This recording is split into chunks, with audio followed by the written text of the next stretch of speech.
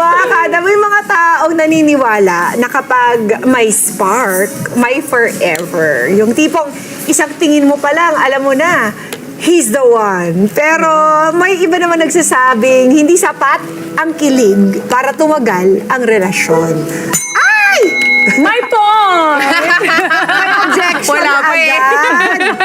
Ang chemistry po kasi ay pwede magbigay ng butterflies, pero maaari po rin nitong itago yung mga red flags. Samantalang yung choice naman, hindi laging nakakakilig, pero ito naman ang nagiging dahilan kung bakit ang relasyon ay nagiging pangmatagalan, di ba? Yun. Nagkakaroon ng dalawang taong handang magsikap para ang relasyon ay tumuloy-tuloy. Kaya ngayong araw, isang tanong po ang haharapin natin. Mas mahalaga ba ang chemistry o choice? Alin ang pipiliin mo kung isa lang ang pwedeng maging pundasyon ng pag-ibig? Ano, tanongin natin si Luan. Na-pre-enter mo na to eh. Iniisip ko. Oo. Kasi ako parang produkto talaga ng chemistry, yung aming relasyon. Kasi umpisa pa lang, nagkaroon na talaga ng attraction, tapos there was really parang a heightened sense of feelings, Daming butterflies. joy.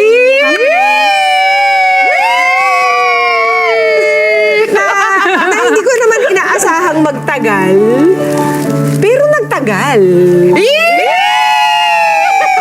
Tapos meron naman ako mga relationships na parang Akala mo. parang binagoong yung pinasarap Sa pinasarap una. sa tagal. Sa tagal. Oo, pero hindi naman nagkatuluyan. Hindi nag-last forever. Oo. Yung kahit hindi ka attracted dun sa guy, ay, mabait naman siya eh. Or, ay, responsible naman siya eh.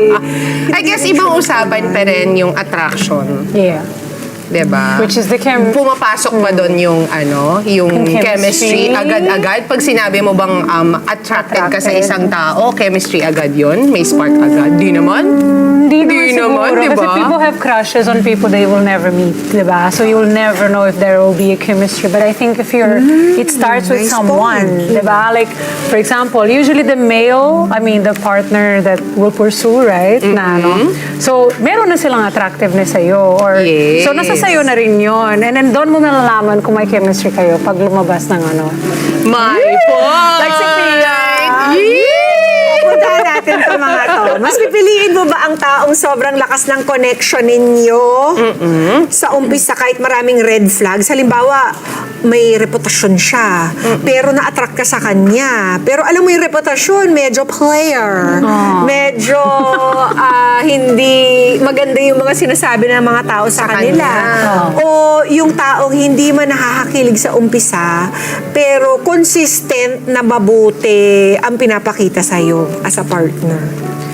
Ang tanong, ilang taong ka ba niya nung na-decide mong sagot na ito? Ngayon lang. Kasi nung bata pa ako.